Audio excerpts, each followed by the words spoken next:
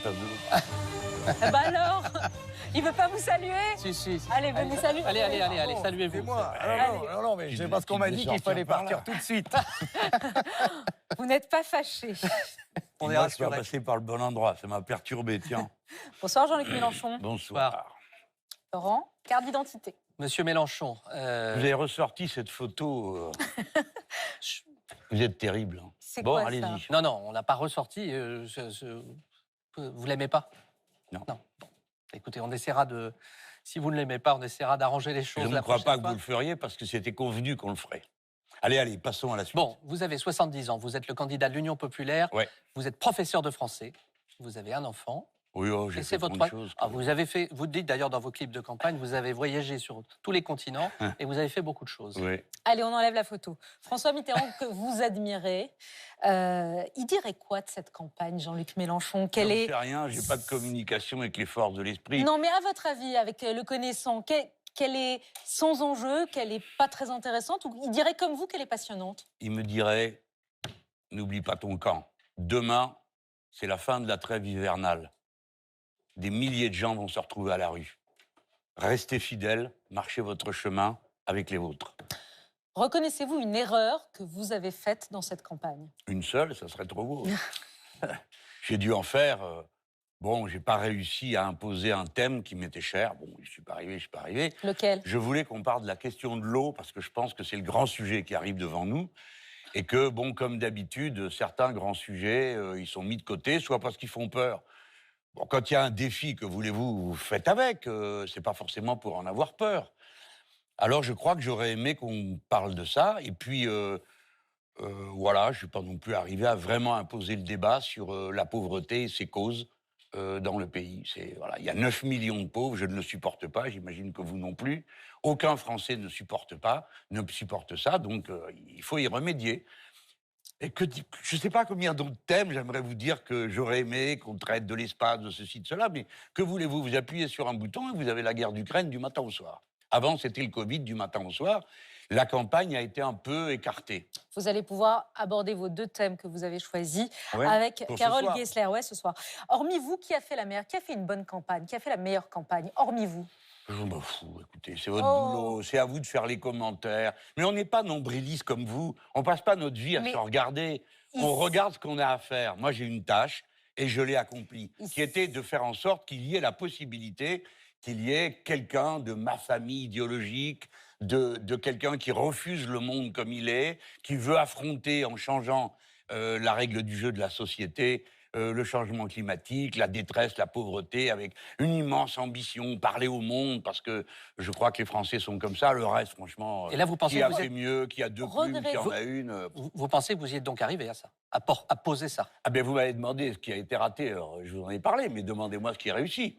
Ce qui est réussi, oui, c'est ça. Contre toute attente, j'ai réussi avec mes amis par une mobilisation extraordinaire de militantisme, de volonté qui continue là, à nous hisser jusqu'au point où on dit qu'il y a une bonne probabilité, une bonne possibilité que je sois présent au deuxième tour, ce qui permettrait d'éliminer Mme Le Pen. Dès le premier, nous éviterait les inconvénients d'un deuxième C'est tour elle avec votre- le roi des castors qui nous appelle à faire des barrages. C'est elle, votre adversaire, c'est Marine Le Pen? Alors, pour être honnête, j'en ai, par la force des choses, ils sont trois. D'abord, M. Macron, parce qu'il incarne d'une manière assez directe, il ne s'en cache pas, un ordre du monde qui, je crois, est à bout de souffle. Il est le dernier des grands néolibéraux qu'on peut voir en Europe. Quelqu'un qui applique jusqu'au bout l'idée que le marché, partout, dans l'éducation, dans la santé, dans tout. Il le porte. Bon. Alors ça, c'est clair que c'est pour moi le monde qui est fini. Je ne vous dis pas qu'on sache avec précision comment on va organiser le suivant. Je dis un autre monde est possible, il y a un programme, je suis conscient du fait que c'est un programme de transition pour passer d'un type de société à une autre. Mais ce qu'elle sera, on verra ce qu'en feront les gens. Premier adversaire, Emmanuel Ouais. Macron. Deuxième adversaire. Après, il y a les deux autres, là, Madame Le Pen et Monsieur Zemmour, parce que là aussi, c'est le vieux monde qui évite les grandes questions qui sont posées à l'humanité. Et se dire qu'il y a des questions, ça n'est pas s'en affliger ou avoir peur. C'est au contraire se dire, on les prend en main. Alors si la France doit s'abîmer dans un débat absurde sur l'immigration et la sécurité sans fin, dans une espèce de haine remâchée des musulmans, franchement, on perd notre temps à faire ça. On a quand même d'autres choses beaucoup plus importante. 2 questions de téléspectateurs. Alors, vous avez 4 prénoms. Vous choisissez, Monsieur Mélenchon, l'un des 4 prénoms pour une première question. Eh bien, Louise, elle est tout le temps là. Je voudrais bien savoir qui c'est cette personne, parce que... Levez bon, la main, Louise. Regardez. Où êtes-vous, Louise? Attendez, elle On va va nous- la retrouver. Non, on ne voit pas, elle ne bouge Ouais, pas. on va la retrouver. On va la retrouver, parce que les images défilent, mais on va la D'accord. retrouver. promis. Alors, on va déjà poser la question de Louise, hein, si vous le voulez bien. Parfois, ne confondez-vous pas s'indigner et sortir de ses gonds? Oui, sans doute. Il y a des fois, oui, où je m'indigne trop fort pour les circonstances dans lesquelles je suis. Par exemple, les gens qui nous regardent ne savent pas que je suis à environ 3 mètres de vous. Tout à fait. Plus proche de vous, Léa Salamé, sur cette table, mais on nous voit en gros plan. Alors, les réactions à l'écran nécessitent une manière d'être qui est peu conforme avec le tempérament méditerranéen. Alors, après ça, une fois que ça a été posé, donc que ça a été dit, je crois qu'on a des raisons de s'indigner, et des fois beaucoup. Voyez-vous, 300 000 personnes sans abri, ça me révolte, mais vraiment très profondément. Et je ne crois pas qu'ils soient là par une fatalité. Ils sont là à cause d'un système qui a besoin de tout transformer en marchandises et qui a fait une spéculation sur le logement telle qu'on ne peut plus y vivre.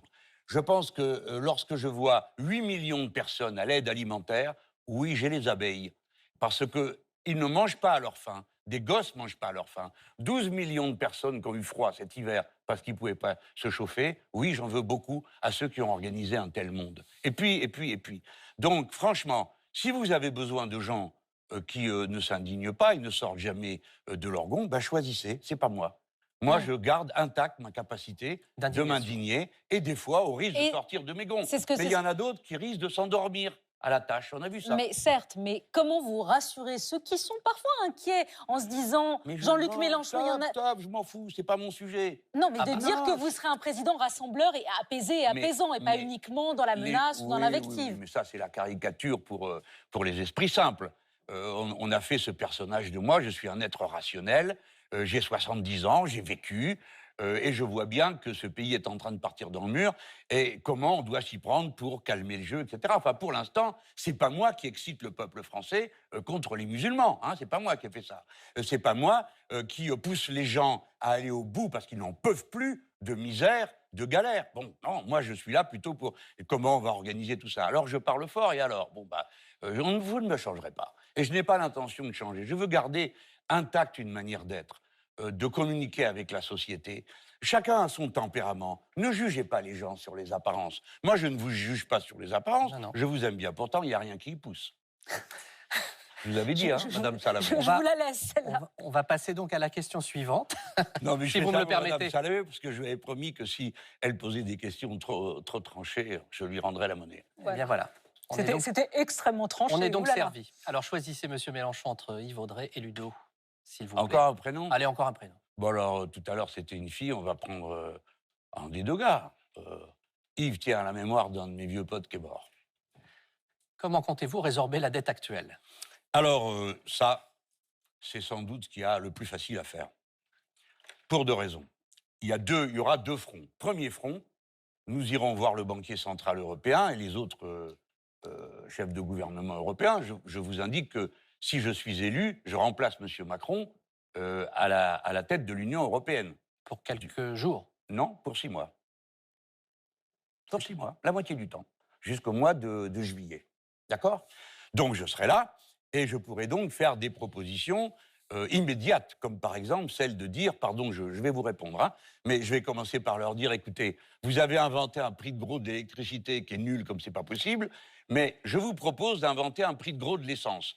Donc on va faire baisser dans toute l'Europe et personne ne pourra nous dire non. Mais comment je fais avec la dette? Alors il y a 2 fronts. Un, je vais voir le banquier central et je vais dire aux autres collègues, vous savez tous que cette dette est irremboursable. La nôtre et celle des autres pays.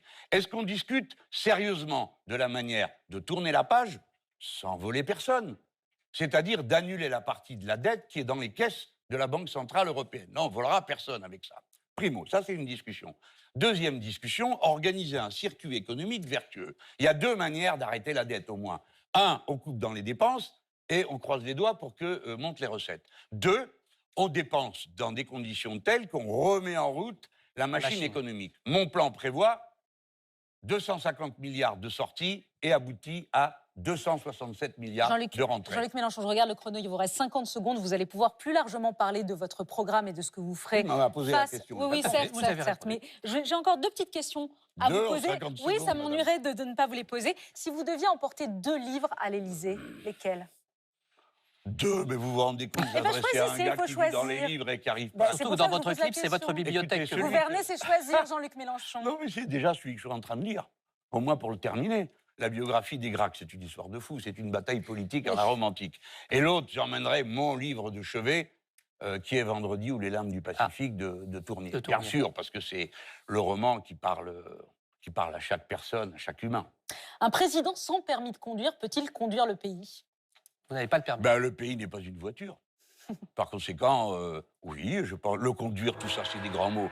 En tout cas, mener nos affaires, c'est sûr, je saurais le faire. Allez, on va voir de qui vous êtes le plus La proche. proximité que vous accordent les téléspectateurs, Fabien Roussel, 43%, Anne Hidalgo, Yannick Jadot, Philippe Poutou. Pourquoi pas? Vous êtes donc qualifié de gauche par, Assez cohérent. par nos téléspectateurs. En Tout tout ça cas, est si cohérent. on me reconnaît comme tel, c'est toujours ça de prix. Eh bien voilà. Vous en parliez au début. Croyez-vous dans les forces de l'esprit, Jean-Luc Mélenchon? Oui. Je ne sais pas vous dire pourquoi, mais oui.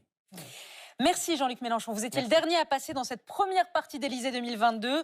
Vous pouvez regagner les coulisses. C'est désormais l'heure de passer à notre deuxième grande partie dans Élysée 2022. Les questions des grandes signatures juste après ça.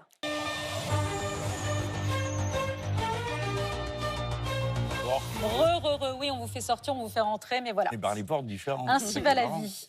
Bonsoir Carole. Bonsoir Léa. Et rebonsoir Jean-Luc Mélenchon. Vous avez choisi 2 thèmes. Un thème sur les institutions et le fonctionnement de l'État, on y viendra tout à l'heure, mais aussi le pouvoir d'achat, comme Marine Le Pen. On commence par le pouvoir d'achat. Carole, vous avez bien lu le programme de Jean-Luc Mélenchon? Bonsoir. Attendez, bonsoir madame. Je veux juste dire un mot. J'ai choisi ce sujet, il y en avait tellement. Parce que je savais que madame Le Pen passait avant moi. Et je veux bien que tout le monde ait noté. Il n'y aura pas d'augmentation du SMIC avec madame Le Pen. Il n'y aura pas de prix bloqué. Et elle propose d'augmenter vos payes en vous rendant votre propre argent. C'est-à-dire celui des cotisations sociales qu'évidemment l'État, c'est-à-dire vos impôts, devront ensuite compenser. Je veux que ce point soit clair parce qu'il y a des débats dans cette élection présidentielle et ça, c'en est un.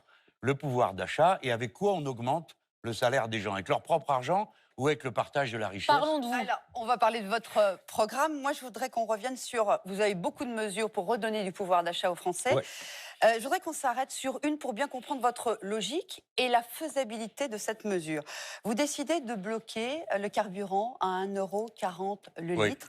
Vous, contrairement à Marine Le Pen, vous ne jouez pas sur les taxes, mais vous dites, moi je vais aller prendre dans la cagnotte de Total Énergie, qui a fait, on le rappelle, 14 milliards d'euros de bénéfices en 2021. J'ai bien compris la philosophie. Je vous ai beaucoup écouté, notamment dans votre dernière intervention ici. Vous n'êtes pas allé jusqu'au bout de la faisabilité et de votre raisonnement. Comment vous allez prendre cet argent chez le pétrolier? Comment vous faites?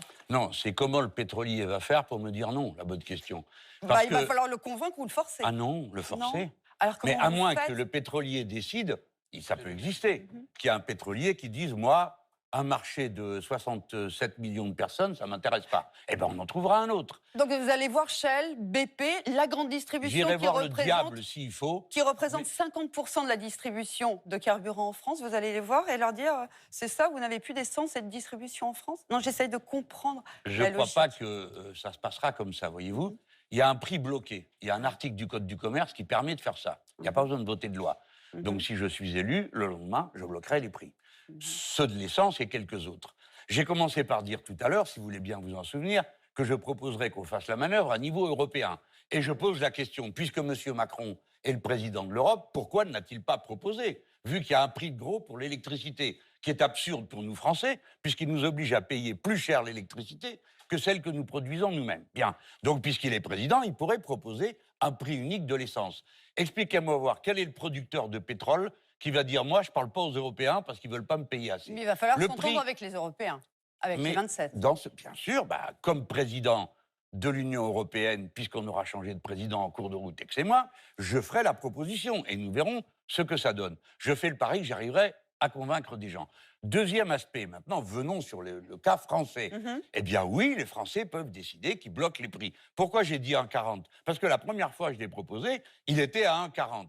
Mais je vais vous dire une chose. Mais vous bloquez, juste, Monsieur Mélenchon, vous bloquez les prix, mais qui va donc payer? Donc c'est le pétrolier qui va accepter de réduire sa marge? Et voilà. Mais comment vous faites? Mais parce que l'argent... Écoutez, il y a quelque chose qui me paraît étrange dans votre question. Pardon, si vous permettez, mais c'est pour vous dire. Mais que vont faire ceux qui doivent payer, chère madame? À 2 euros, combien il y a de boîtes qui vont couler? Combien il y a de gens, les infirmiers libéraux, les personnes qui doivent se déplacer pour aller au travail, combien vont arrêter? Alors ça, c'est pas un souci, ils peuvent crever. Mais par contre, le pétrolier, mon Dieu, nous allons toucher à ses bénéfices. On va en parler des Français, de voir votre vision à 5 ans. C'est-à-dire Total Ma Énergie. vision, c'est que la priorité, c'est que l'économie est au service des êtres humains et pas l'inverse. Donc Total Énergie sera nationalisé pour être au service des êtres humains et des automobilistes? Je vous pose la question. Si Total dit non, par exemple, vous Comment vous nationalisez? faites? En gros, c'est ça la question. Mais je crois que vous avez une vision de l'économie qui est... Pardon, mais ça va pas, quoi. Vous n'avez pas l'air de C'est-à-dire? comprendre que l'augmentation du prix du pétrole est le résultat d'une spéculation.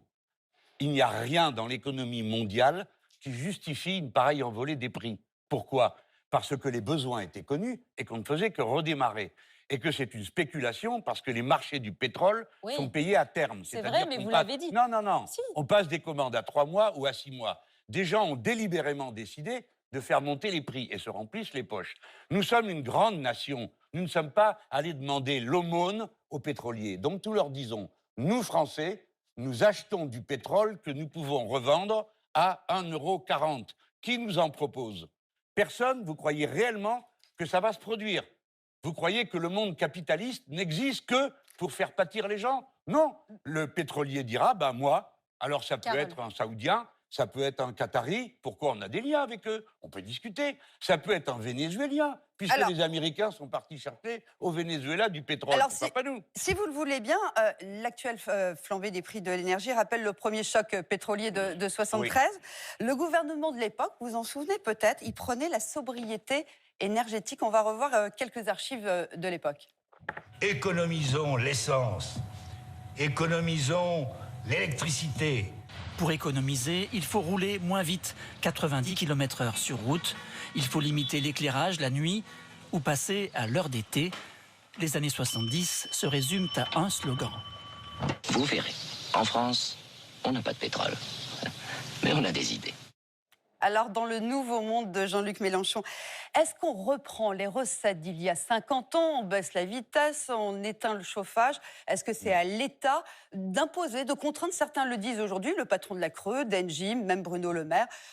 Faisons de la sobriété énergétique. Alors de la sobriété, il va falloir en faire. Ça, c'est Mhm. tout à fait évident, parce que les objectifs ne sont pas tenables pour parvenir au niveau qu'on doit atteindre par rapport pour faire obstacle au changement climatique avec le niveau de consommation qu'on a. Mais ça, c'est un aspect, la sobriété, très important. Mais c'est à l'État de le dire aux Français, comme certains le pensent? Et Bah. de contraindre, comme on l'avait fait, on baissait les lumières. Il y avait une vraie Ah ben, on politique peut prendre des lancée. décisions. On peut décider que la nuit, il n'y a plus un panneau publicitaire Mais qui vous, est vous allumé. pourriez le On peut- décider. Oui, je pourrais le décider si Et vous c'est le décidez. nécessaire. Mais moi, ce que j'espère, Mhm. c'est arriver à faire monter en puissance les énergies alternatives Mhm. dans des délais suffisants pour pouvoir prendre en charge la consommation électrique du pays et remplacer le nucléaire. Et C'est je- pourquoi je commence par vous dire que je suis d'accord avec la Alors, sobriété. je suis. Alors, justement, vous faites ma transition. Oui, mais c'est vous pas êtes- le pouvoir d'achat, là. Hein. Bah si, bah on va Ah, en bon, parler du pardon. pouvoir d'achat. Parce que le pouvoir d'achat, c'est notamment ces factures de carburant qui augmentent. Comment vous aidez ces millions d'automobilistes à passer à la voiture thermique ou un autre mode de transport pour justement sortir de ce piège financier?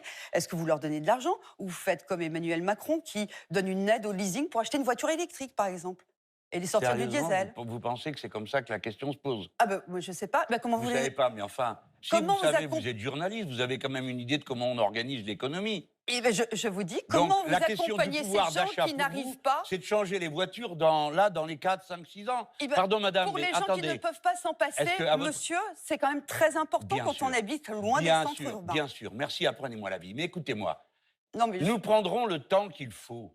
Personne ne sera obligé d'aller à pied, ni d'aller avec son bourricot. Mais on prend des mesures d'organisation. Quant au pouvoir d'achat, pardon de vous dire que c'est maintenant, tout de suite, que les gens sont étranglés et que c'est pour ça qu'il faut bloquer les prix. Et c'est pour ça que je veux augmenter le SMIC à 1 400 €. Et comme il va augmenter mécaniquement, de la différence, j'augmenterai les 1 400 € nets. Et c'est pour ça que je passerai toutes les recettes pour les retraites, pour une retraite complète à 1 400 euros. Et à 60. Et à 60 ans, il faut se dépêcher de laisser les gens respirer et arrêter de faire semblant qu'il y aurait des lois de l'économie qui s'imposeraient à nous et contre lesquelles on ne pourrait rien parce que ce soit la loi du marché. Tout ça, ce sont des histoires. Nous pouvons changer les véhicules français si nous sommes capables de mettre, par exemple, Bien un sûr. nouveau carburant, l'hydrogène. Il faut du temps pour que ça se Jean-Luc fasse. Mélenchon, nous n'avons que 12 minutes 3 pour faire minutes. 2 thèmes. Donc forcément, il Et y a des maintenant, choix à plus que faire. 3 Et minutes il y a un 30 film. pour le Ben, deuxième il ne faut thème. pas m'en vouloir attendez. d'essayer de défendre mes idées. Vos questions sont très intéressantes, mais mes réponses aussi, vous avez remarqué. Les institutions et le fonctionnement de l'État, et peut-être vous voulez revenir sur le scandale des cabinets de conseil. Oui. Voilà. Alors, la Je vais question. peut-être poser Non, ma non, allez-y, question allez-y, juste allez-y. avant. On va parler peut-être précisément après de Allez-y. McKinsey qui n'a pas payé ses impôts en France au nom de l'optimisation fiscale. Un mot. Vous, président, il n'y aura plus jamais de contrat avec des cabinets privés de conseil, que ce soit pour l'État, pour les communes, pour toutes les collectivités locales. C'est fini. Oui. Parce que ça sert à rien. Parce que le grotesque dans lequel nous nous sommes enfoncés, c'est pas que l'État ait dépensé de l'argent, l'État, il dépense de l'argent.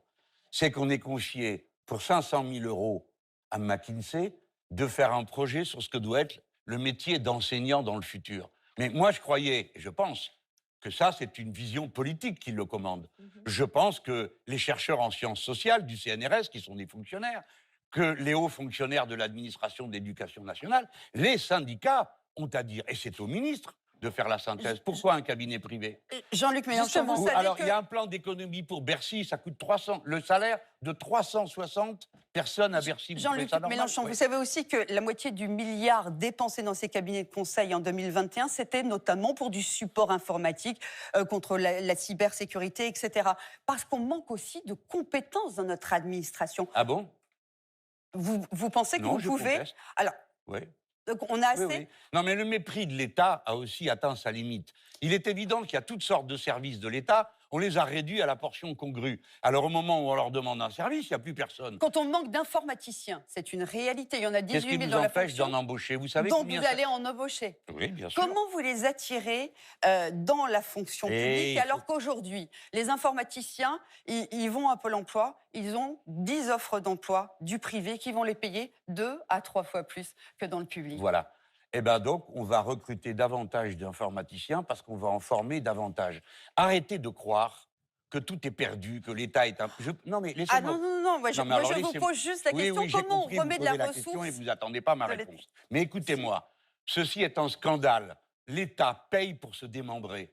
C'est-à-dire que progressivement, il expulse les compétences, les qualifications, et après il dit, vous voyez, ça ne marche pas.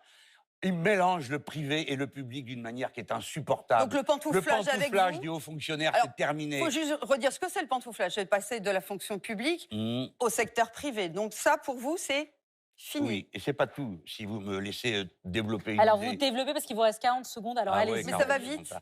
Donc, tous les contrats seront suspendus. Nous ouvrirons des enquêtes préliminaires pour savoir dans quelles conditions ils ont pu être conclus pour des sujets qui sont suspects parce que trop absurdes, comme celui que je viens d'évoquer.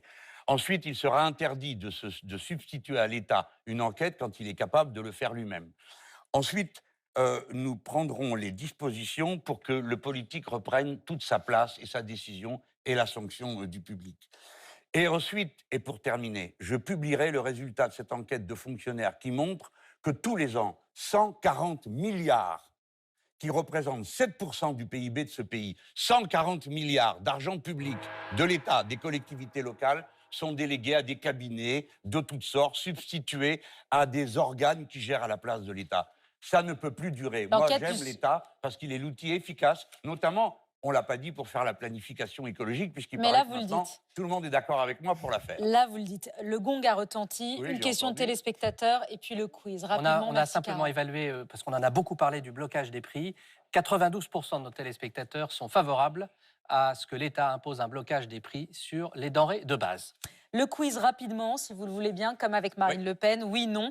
Si la guerre cesse en Ukraine, elle va s'afficher, si la guerre cesse en Ukraine, êtes-vous pour l'arrêt des sanctions immédiates contre le régime de Vladimir Poutine? Il faut voir dans quelles conditions la guerre s'arrête et quelles garanties on a obtenues.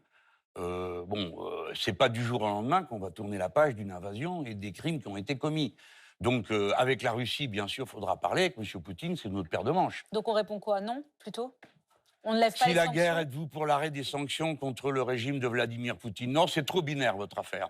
Il faut voir dans quelles conditions la guerre s'arrête. Si j'obtiens mes garanties, plus de missiles de 500 à 5000 km, je suis souriant et bienveillant. Si je ne les obtiens pas, ça se discute. Alors là, ça va être rapide. Faut-il sortir de l'OTAN, oui ou non? Oui. Oui. Êtes-vous pour l'interdiction de la chasse, oui ou non? De la chasse en général, personne n'y arrivera, ça va faire un bazar pas possible.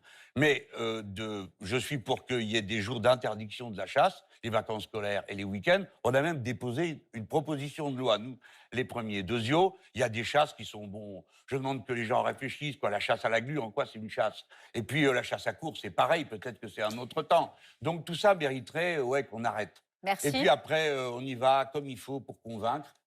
Parce que ça ne peut plus durer. 8000 tonnes de plomb jetées dans la nature, ça vous dit quelque chose? Même si vous n'aimez pas les animaux et que vous trouvez normal qu'on les tue, au moins le plomb, quoi.